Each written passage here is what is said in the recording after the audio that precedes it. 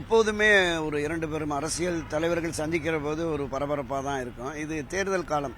2026 சட்டப்பேரவை தேர்தலில் அண்ணா திராவிட முன்னேற்ற கழகமும் பாரதிய ஜனதா கட்சியினுடைய அணியும் கூட்டணி அமைத்து தேர்தலை போட்டியிடுவது என்பதற்கான ஒரு தொடக்க புள்ளியாக தான் மரியாதைக்குரிய எடப்பாடி பழனிசாமி அமித்ஷா சந்திப்பை நம்ம பார்த்தோம். புதுவெளிகளில், மக்கள் மத்தியில், ஊடகங்கள் மத்தியில் அது இன்னும் பரபரப்பாக பேசப்பட்டு வருகிறது. இந்த சூழலில் கடந்த ஒரு மாத காலமாக திரு எடப்பாடி பழனிசாமியுடைய செயல்பாடுகளின் மீது ஒரு விமர்சன கருத்தை முன்வைத்து ஒரு எதிர் நிலைப்பாட்டை எடுத்த திரு செங்கோட்டையன் அழைக்கப்பட்டிருக்கிறார் என்கிற பொழுது இதனுடைய முக்கியத்துவம் என்னங்கிறது தெரியும். இதுவரையிலும் பாரதிய ஜனதா கட்சியினுடைய எந்த தலைவரும் மரியாதைக்குரிய செங்கோட்டையனோடு கலந்து பேசியது, தனிப்பட்ட முறையில் கூட சந்திப்பு அப்படின்னு நம்ம பார்க்கலாம். பெரும்பாலும் ஆட்சி அதிகாரத்தில் அதிமுக இருந்த பொழுது கூட இங்கிருந்து எடப்பாடி, தங்கமணி, வேலுமணி, விஜயபாஸ்கர், அப்படி சி சண்முகம், தம்பிதுரை போன்றவர்கள் தான் போய் எந்த ஒரு பேச்சாக இருந்தாலும் பேசிட்டு வருவாங்க. ஆனால் இப்போது இந்த முறை திரு செங்கோட்டையன் அழைக்கப்பட்டிருப்பது உண்மையிலேயே ஒரு முக்கியத்துவம் வாய்ந்ததாக தான் தெரிகிறது. என்னன்னா, திரு எடப்பாடி பழனிசாமி தன்னுடைய பிடிவாத போக்கில் தொடர்ந்தாரே என்றால் ஒரு மாற்று ஏற்பாடு என்கிற முறையில் திரு செங்கோட்டையனை அழைத்திருப்பார்களோ அப்படிங்கிற பார்வை தான் இப்போ இருக்கிறது. அதே கொங்கு மண்டலத்தில் எந்த கொங்கு மண்டலம் செல்வாக்கு மிக்க அதிமுக செல்வாக்கு மிக்கதாக இருக்கிறது, கொங்கு மண்டலத்தின் தலைவரான திரு எடப்பாடி பழனிசாமி செல்வாக்கு மிக்கவராக இருக்கிறார் என்கிற அதே கொங்கு மண்டலத்திலிருந்து இன்னொரு மாற்றாக திரு செங்கோட்டையனை அழைத்து அவர் கூடவும் இது தொடர்பாக இந்த கூட்டணி தொடர்பான பேச்சுவார்த்தையை பேசுவார்களோ அப்படி. ஏன்னா திரு எடப்பாடி பழனிசாமி மக்கள் பிரச்சனைக்காக நான் சந்தித்தேன் அப்படின்னு சொல்லிட்டாரு. அவர் சந்தித்துட்டு வெளியில் வந்த உடனே ட்வீட் பண்ணிட்டாரு அமித்ஷா, 2026 சட்டப்பேரவை தேர்தலில் வெற்றி பெற்று என்டிஏ தலைமையில் தான் ஆட்சி அமைக்கும், அப்போது குடும்ப ஆட்சி, ஊழல் ஆட்சி ஒழியும் அப்படிங்கிற மாதிரியான ஒரு கான்செப்ட் அவருக்கு இருக்குது அப்படிங்கிறது. பாரதிய ஜனதா கட்சியை பொறுத்தளவில் இந்த முறை ஒரு கூட்டணி ஆட்சியை கொண்டு வருவோம் அப்படிங்கிற ஒரு மனப்போக்கு இருக்கிறது. 1980 மரியாதைக்குரிய கலைஞர் கருணாநிதியும் இந்திரா காந்தியும் பேசி ஒரு 50-50 சீட் ஷேரிங் போட்டு கூட்டணி ஆட்சின்னு வந்தாங்க. அது ஃபெயிலியர் ஆயிடுச்சு. அந்த கான்செப்ட் தோல்வி அடைஞ்சிருச்சு. எனவே அண்ணா திராவிட முன்னேற்ற கழகத்தை பொறுத்தளவில் நாடாளுமன்ற தேர்தலில் கூடுதல் இடங்களை கூட கொடுப்பாங்க. அது கூட பாஜகவுக்கு இந்த முறை கொடுக்கல. மரியாதைக்குரிய புரட்சியாளர் எம்ஜிஆர் காலத்தில் கூட அதிக இடங்களை கொடுத்துருக்குறாங்க. திரு கருணாநிதி அவர்களும் அதிக இடங்களை கொடுத்துருக்காங்க நாடாளுமன்றத்தில். ஆனால் சட்டமன்றம் என்று வந்துவிட்டால் இங்கே இருக்கிற பிரதான கட்சிகள் திராவிட முன்னேற்ற கழகம், அனைத்து இந்திய அண்ணா திராவிட முன்னேற்ற கழகம், இந்த இரண்டு பெரும் அரசியல் கட்சிகளின் தலைமையில் தான் கூட்டணி அமையும். எந்த தேசிய கட்சியானாலும் மாநில கட்சியானாலும் இவர்களோடு தான் அணி சேரணும். ஸோ அதில் திரு எடப்பாடி உறுதியாக இருக்கிறார் அப்படின்னு நாம் நம்பலாம். மீண்டும் 2026 அண்ணா திராவிட முன்னேற்ற கழகத்தின் தலைமையில் தான் ஆட்சி அமைக்க வேண்டும் என்கிற கண்ணோட்டத்தில் தான் அந்த பேச்சுவார்த்தையை தொடங்குறாங்க. இப்போ அந்த கூட்டணி கான்செப்ட் அது முடியாது என்று மறுக்கிற பட்சத்தில் அதுக்கு திரு செங்கோட்டையனை வைத்து ஏதாவது காய் நகர்த்த முடியுமா அப்படின்னு பார்க்குறாங்களான்னு தெரியல. அது தவறான அணுகுமுறையாக தான் என்னை பொறுத்தளவில். ஏன்னா தமிழ்நாட்டை பொறுத்தளவில் பாரதிய ஜனதா கட்சி கொஞ்சம் கொஞ்சமாக வளர்ந்து வருகிறது. அதில் எந்த மாற்று கருத்தும் இல்லை. 1%, 2% நோட்டாவுக்கு கீழே இருந்த விமர்சனத்தை மாறி திருமதி தமிழிசை சவுந்தரராஜன், திரு எல் முருகன், அதைத் தொடர்ந்து திரு அண்ணாமலை காலத்தில் 4%, 5% வளர்ச்சியை நோக்கி போகிறது.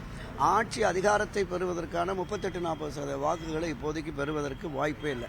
அப்போ அண்ணா திராவிட முன்னேற்ற கழக அணி சேர்ந்து இப்போ 4 இடங்கிறது இன்னொரு 10 இடம், 15 இடம், 20 இடம், ஒரு 2-3 தேர்தல்களை சந்தித்து அப்புறம் அவங்க ஒரு முயற்சியை எடுக்கலாமே தவிர இப்போதே 2026 என்டிஏ தலைமையில் ஆட்சி என்கிற அந்த கான்செப்ட் என்பது இங்கு எடுபடாது அப்படிங்கிறதான் யதார்த்தம். எனவே அதற்கு தக்கவாறு இந்த கூட்டணியை தகவமைத்து கொள்ள வேண்டும் அப்படிங்கிற பார்வை ரெண்டு தரப்புலையுமே இருக்குது. அண்ணா திராவிட முன்னேற்ற கழகம் பாஜக தலைமையான என்டிஏ அணி கூட்டணி என்பது உறுதியாக வர வேண்டும் என்று ரெண்டு தரப்புலையுமே, மத்திய பாஜக, மாநில பாஜக, அதிமுகவில் இருக்கிறவர்களுமே. ஏன்னா ஒரு பலகீனமான நிலையில் அண்ணா திராவிட முன்னேற்ற கழகம் இருக்கிறது. இது ஒன்றுபட்ட அதிமுக ஆகப்பெரிய அரசியல் கட்சி, திராவிட முன்னேற்ற கழகத்தை விடவும் வலிமையான கட்டமைப்புள்ள அரசியல் கட்சி. ஆனால் 2-3 பிரிவுகளாக இருக்கிற இந்த சூழல்ல ஒரு வலுவான கூட்டணி வேணும். ஆட்சி கட்சியான திராவிட முன்னேற்ற கழகம் ஒரு மிகப்பெரிய பலத்தோடு இருக்கிறது. கிட்டத்தட்ட ஒரு 12-13 அரசியல் கட்சிகள் அவரோடு இணக்கமாக இருக்கிறார்கள், உறுதியான நிலைப்பாட்டில் இருக்கிறாங்க. அங்கிருந்து வருவதற்கான வாய்ப்பே இல்லைன்னு. இப்போ அதிமுக பலகீனமாக இருக்குது. ஒன்றுபட்ட அதிமுக, வலிமையான அதிமுக, திமுகவை தேர்தல் களத்தில் வீழ்த்தக்கூடிய வலிமை பெற்றிருக்கிறது என்று கருதினால்தான் கூட்டணிக்கும் நிறைய கட்சிகள் வரும்.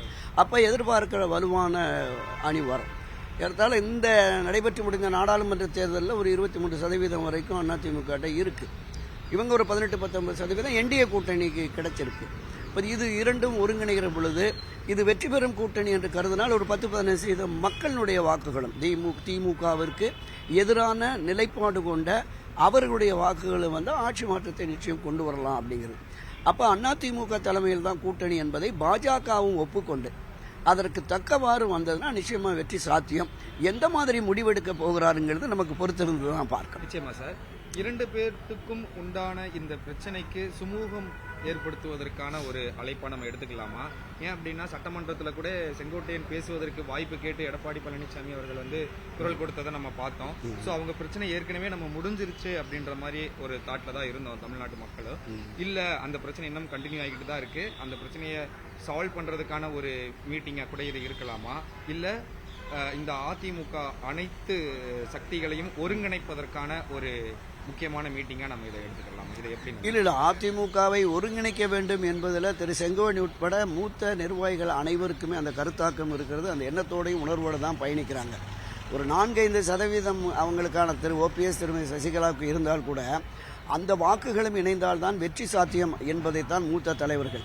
நம்ம கடந்த ஜூலை மாதம் போய் 6 பேர் பார்த்தாங்கன்னு சொன்னோம்ல, திரு செங்கோட்டையன், அத்தமி சோனாதன், தங்கமணி, வேலுமணி, சிவி சண்முகம், KP அன்பழகன் என்று அவங்க இந்த கருத்தை தான் வலியுறுத்தி இருக்கிறாங்க. நாம் ஒன்றுபட்டால் தான், ஒரு வலிமையான சக்தி என்று கருதினால்தான் நம்ம தொண்டனே நமக்காக திமுகவுக்கு எதிராக தீவிரமாக களமாடுவான் அப்படிங்கிற கருத்து தான் சொன்னாங்க. திரு எடப்பாடியார் அவர்கள் பிடிவாதமாக வேண்டாம் அப்படிங்கிற மாதிரி இருந்தார்.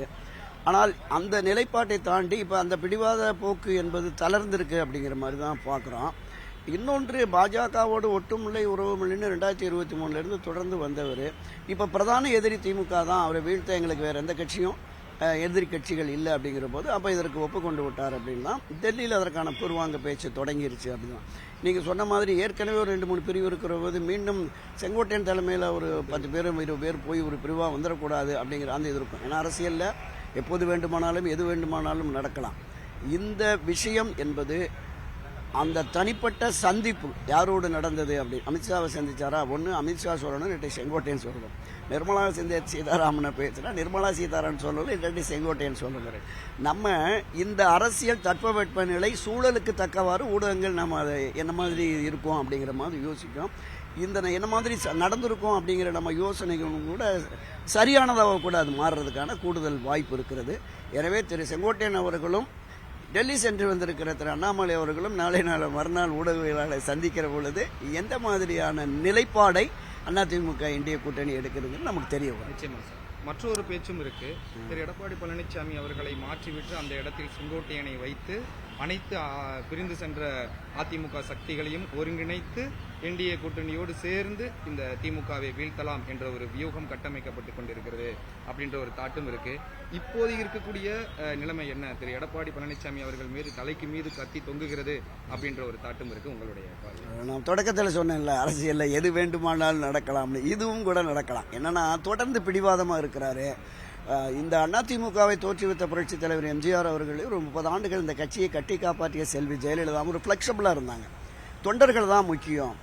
இங்கிருந்து பிரிந்து சென்றவர்கள் தங்களுக்கு எதிரான நிலைப்பாடு கொண்ட அனைவரையும் ஒருங்கிணைத்து தான் தொடர் வெற்றியை புரட்சித் தலைவர் எம்ஜிஆர் பெற்றார். செல்வி ஜெயலலிதா அவர்களும் 4 அணி போட்டி அதிமுக, எம்ஜிஆர் அணி அதிமுக, அதிமுக பல பேர் முன்னணி தலைவர்கள் போய் அவங்க எதிரான நிலைப்பாட்டை எடுத்து கடுமையாக விமர்சித்தவர்களையும் கொண்டு வந்து ஒருங்கிணைத்து தான் தொடர வெற்றியை பெற முடிஞ்சது அவங்களால. ஸோ அந்த நிலைப்பாடு திரு எடப்பாடிட்ட அந்த எண்ணமோ இல்லை. அவர் அரவணைத்து செல்லும் போக்கு இல்லை, தன்னிச்சையாக செயல்படுகிறார் அப்படிங்கிற பார்வை இருக்குல்ல. அப்போ எல்லோரையும் அரவணைத்து செல்வதற்கு இந்த அணி அந்த அணி இல்லாமல் ஓபிஎஸ், சசிகலா, டிடிவி தினகரன், எடப்பாடி இதெல்லாம் தாண்டி கட்சியை கடைசி கிளை செயலாளர்கள் வரைக்கும் அறிமுகமான மதிப்பு கொடுக்கிற ஒரு தலைவராக திரு செங்கோட்டையன் அவர்கள் எல்லோருமே பார்ப்பாங்க. அவருக்குமே கிராம கிளை வரைக்கும் யார் என்னங்கிறது தெரியும். ஒரு அனுசரணையான போக்கு இருக்குது. அப்போ ஒரு அனுசரணையான போக்கு உள்ள ஒரு தலைவர் தலைமையில் இது போனால் சரியாக இருக்கும் அப்படிங்கிற பார்வை, நமக்கு ஃப்ளெக்சிபிளாக வருவார் அப்படிங்கிற மாதிரியான பார்வையும் பாஜகவுக்கு வந்தால் நீங்கள் சொன்ன மாதிரி அது கூட நடக்கலாம் அப்படின்னு நான் பார்க்குறேன். இது ஒரு பெரிய அதிமுகவுக்கு ஒரு இழப்பு தானே சார்? இந்த ஒரு பிடிவாத போக்குனால எவ்வளவோ தலைவர்களை நம்ம இழந்துட்டோம். தலைவர்களை தாண்டி நிறைய தொண்டர்களை நம்ம இழந்திருக்கோம். ஸோ இந்த பிடிவாத போக்கு தொடரணும் அப்படின்ற ஒரு பார்வை இருக்கா? இல்லை இதை எப்படி மாற்றி அமைக்கணும்? என்ன மாதிரியான எண்ணங்களை மாற்றணும்? திரு எடப்பாடி பழனிசாமி அவர்கள் தன்னை ஒற்றை தலைமை என்று பிரகடனப்படுத்திய பிறகு கட்சியினுடைய போக்கு சரியா இல்லை. நாடாளுமன்ற தேர்தலில் அவர் வேட்பாளரை நிறுத்திய விதமும் சரியில்லை அப்படிங்கிற மாதிரி தான். ஏன்னா 33 வேட்பாளர் 30 பேரை பக்கத்து வீட்டுக்காரனு கூட தெரியாது, அந்த அளவுக்கு கொண்டு போய் எல்லா 15 இடங்களில் 3வது இடம். நான் ஒரு 7-8 இடங்களில் கட்டுத்தொகை இழந்துருச்சு. ஒரு 52 ஆண்டுகளில் ஒரு அரசியல் கட்சி இப்படி ஒரு சரிவை பின்னடைவை சந்தித்தது என்பது தொண்டர்கள் மத்தியில் மிகப்பெரிய சோர்வு. அதுதான் சொல்றேன். திரு எடப்பாடி பழனிசாமி இந்த 2026 தேர்தலில் அண்ணா திராவிட முன்னேற்ற கழகம் வெற்றி பெற வேண்டும் என்றால் நான் எந்த தியாகத்தையும் செய்ய தயார் அப்படின்னு சொன்னார்.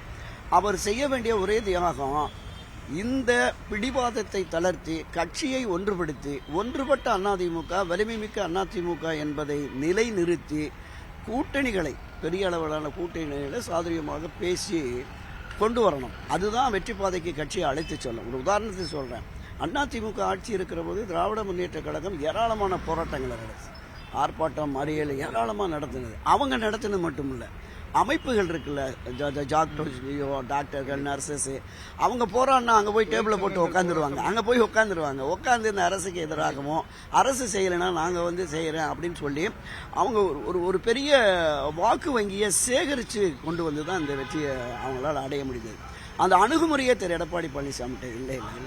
அரசுக்கு எதிராக அவரும் தீவிரமாக போராடல, தீவிரமாக போராடுபவர்களுக்கும் ஆதரவு தெரிவிக்கவில்லை என்கிற இல்லை அப்படிங்கிற அந்த பார்வை இருக்குல்ல. எனவே தன்னை அவர் திருத்திக்கணும். ஒரு மிகப்பெரிய அரசியல் கட்சி. புரட்சியாளர் எம்ஜிஆர் சொன்னார், 1000 ஆண்டுகளை கடந்தும் அதிமுக நின்று நிலைத்திருக்கும். செல்வி ஜெயலலிதா சொன்னாங்க, 100 ஆண்டுகளை கடந்தும் ஆட்சி அதிகாரத்தில் அதிமுக இருக்கும் அப்படின்னார். ஆனால் இப்போ ஒரு பெரிய சரிவு பின்னடைவுக்கு இதை உணர்ந்து திரு எடப்பாடி செயல்பட வேண்டும் என்றுதான் கட்சியினர், தொண்டர்கள், பொதுவெளிகளில் அரசியல் நோக்கர்களின் கருத்தாக இருக்கிறது.